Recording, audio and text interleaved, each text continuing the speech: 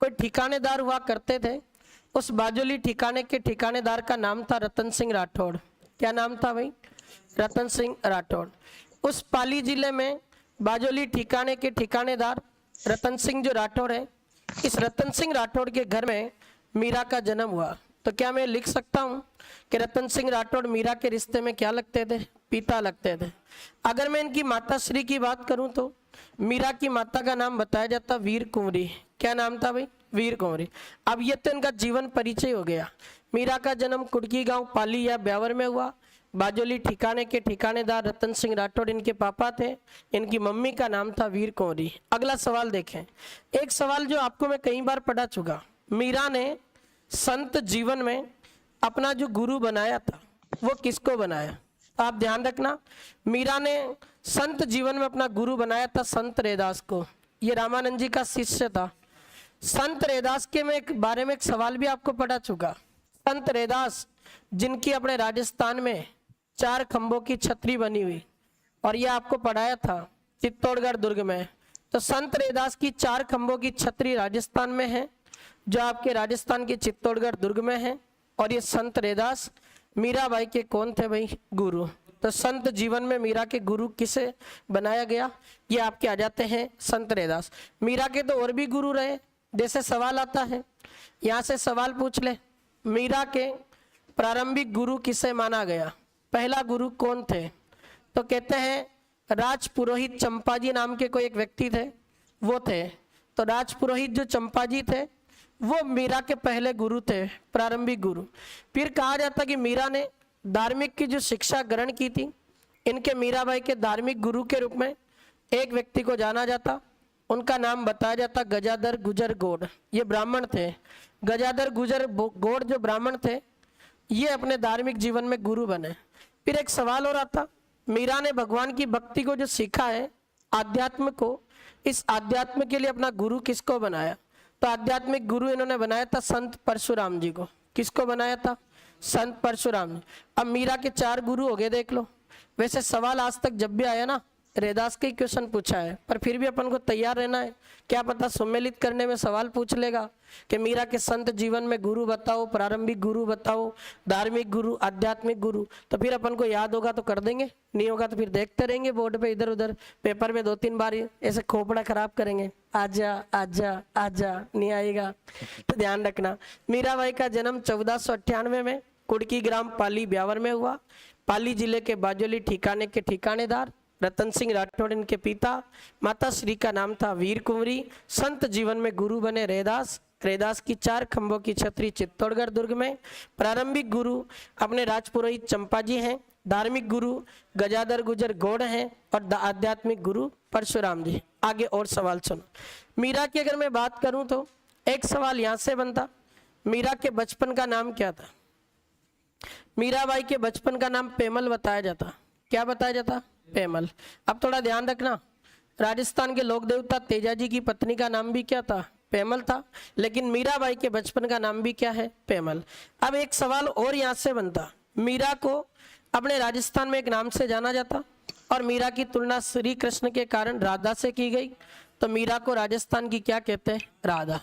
इन्होंने भगवान श्री कृष्ण को पति के रूप में स्वीकार किया, उनसे प्रेम करती थी मीरा, इसलिए मीरा को राजस्थान की क्या कहते हैं? राधा। तो मीरा के बचपन का नाम पेमल हो जाएगा और इनको राजस्थान में एक नाम से जाना जाता, वो इनका उपनाम होगा राजस्थान की राधा। अब आगे क्या हुआ उसको सुनो। कहते कि मीरा जिसकी उम्र मात्र 3 साल की थी और मीरा की उम्र जब 3 वर्ष थी तो उस समय इनकी माँ का देहांत हो गया। और मीरा की उम्र 3 वर्ष है, उस समय मीरा की जो माँ है, इस मीरा की माँ की मृत्यु हो गई। अब जैसे ही माँ की मृत्यु हुई तो मीरा की पालन पोषण की जिम्मेदारी उनके पिता पे आ गई। पिता का नाम क्या है? रतन सिंह राठौड़। कहते कि मीरा की माँ की मृत्यु हुई तो रतन सिंह राठौड़ ठिकानेदार थे, अपनी बालिका को देख नहीं पा रहे थे, पालन पोषण नहीं कर पा रहे थे। तो रतन सिंह राठौड़ ने क्या किया, मीरा को उसके पापा के पास भेज दिया और मीरा अपने रतन सिंह राठौड़ के पिता के पास जाती है। रतन सिंह राठौड़ के पिता का नाम था राव दूधा। क्या नाम था? राव दूधा। और ये राव दूधा उस समय मेड़ता रहते थे। मेड़ता कहाँ पर था? नागौर में। अब मीरा को अपने राव दूधा के पास भेज दिया। तो क्या मैं लिख सकता हूँ कि मीरा के दादा का नाम क्या था? राव दूधा। बात तो एक ही है ना कि भाई मीरा के पिता अपने रतन सिंह राठौड़ है और रतन सिंह राठौड़ के पिता राव दूधा है, तो मीरा के रिश्ते में राव दूधा क्या लगेंगे? दादा। अब मीरा कहाँ पहुंच गई भाई? मेड़ता। अब देखो आप, कुड़की में जन्म हुआ। कुड़की में जन्म लेने के लिए कुछ समय इन्होंने बाजोली में व्यतीत किया। बाजोली ठिकाने में रहने के बाद मीरा जब 3 साल की थी, तब 3 वर्ष की उम्र में मीरा की माँ की मृत्यु हुई। तो मीरा का आगमन हुआ कहाँ पर? मेड़ता। अब ये मेड़ता नागौर चली गई। अभी मैंने आपको जस्ट बताया मेड़ता नागौर गई, तो मेड़ता नागौर में किसके पास रहती है? राव दूधा के पास। देखो आप, ये राव दूधा जो कि अपने मीरा के रिश्ते में दादाजी लगते थे, तो ये मीराबाई के दादा थे। अब मीरा मेड़ता आती है और अपने दादा के साथ ही रहती है। इस मेड़ता नागौर में आई तो मीरा का पालन पोषण किसने किया? राव दूधा ने। सवाल आएगा, मीरा का पालन पोषण किसने किया? इसको पाल पोस कर बड़ा करने वाले अगर कोई व्यक्ति थे तो वो मीरा के दादा थे। कौन? राव दूधा। एक परीक्षा में सवाल पूछा, इस मेड़ता नागौर में मीरा का बचपन व्यतीत हुआ, इसलिए मेड़ता नागौर को राजस्थान में मीराबाई की क्रीड़ा स्थली माना जाता है। क्रीड़ा का मतलब होता खेल। मीराबाई ने अपना बचपन पूरा यहीं व्यतीत किया, तो बचपन के समय जो इन्होंने खेल की गतिविधियां की तो वो कहाँ पे की? मेड़ता नागौर। जन्म स्थली तो कुड़की है, लेकिन मीराबाई की क्रीड़ा स्थली कौन है? मेड़ता नागौर। यहाँ तक भी ठीक है। अब कहते हैं कि मीरा जहाँ रहती थी मेड़ता में, ये राव दूधा भगवान श्री कृष्ण के बड़े भक्त थे और भगवान श्री कृष्ण जी के भक्त थे। सुबह शाम वहाँ मेड़ता में भगवान श्री कृष्ण के मंदिर में जाते थे और साथ में अपनी पोती को भी लेके जाते थे। पोती कौन है? मीरा। अब एक दिन क्या हुआ कि राव दूधा शाम के समय अपने मीरा के साथ में श्री कृष्ण जी के मंदिर में जा रहे थे। अब जैसे ये मंदिर जा रहे थे उस समय शाम के समय मेड़ता नागौर में कोई विवाह था, तो वहाँ शादी में कोई एक बारात आई हुई थी। अब वो जैसे बारात आई तो बारात में दूल्हा आया। अब दूल्हा आया तो दूल्हा तो घोड़ी पर सवार था। दूल्हा घोड़ी पर बैठा है और धूमधाम से लोग नाच रहे हैं। मीरा छोटी सी बच्ची अपने दादा से पूछते कि दादाजी ये क्या है? दादा ने जवाब दिया कि बेटा ये शादी हो रही है और ये आज जो दूल्हा आया ना, ये दूल्हा सज धज के आया है, ये अपने गांव की दुल्हन को लेके जाएगा। मीरा छोटी सी बच्ची अपने दादा से पूछते कि दादाजी क्या मेरा भी ऐसा विवाह होगा और मेरा वाला जो दूल्हा होगा वो भी ऐसे घोड़ी पे आएगा और घोड़ी पे ऐसा आएगा तो लोग ऐसे नाचेंगे क्या? तो उसके दादाजी ने कहा कि बिल्कुल तेरी भी शादी होगी और तेरा जो दूल्हा होगा वो भी इसी तरीके से तेरी बारात सजाकर तेरे को लेने के लिए आएगा। बच्ची को जैसे तैसे समझा दिया। थोड़ी देर आगे निकले और मंदिर जाके पहुंचे। मीरा ने अपने दादा से जिद कर दी कि दादाजी बताओ ना मेरा दूल्हा कौन है। अब दादाजी के सामने ऑप्शन ही नहीं था, क्योंकि उस समय मीरा की ना तो सगाई की ना उसका विवाह किया था। तो मीरा के दादा ने समय जवाब क्या दिया? मंदिर में खड़े होकर श्री कृष्ण की मूर्ति सामने खड़ी थी। उस मूर्ति को देखकर अपने इनके दादा ने कहा कि मीरा तू जो कह रही है ना कि तेरा दूल्हा कौन होगा, तो ये देख ये दूल्हा तेरा है, ये आएगा तेरी बारात सजा के।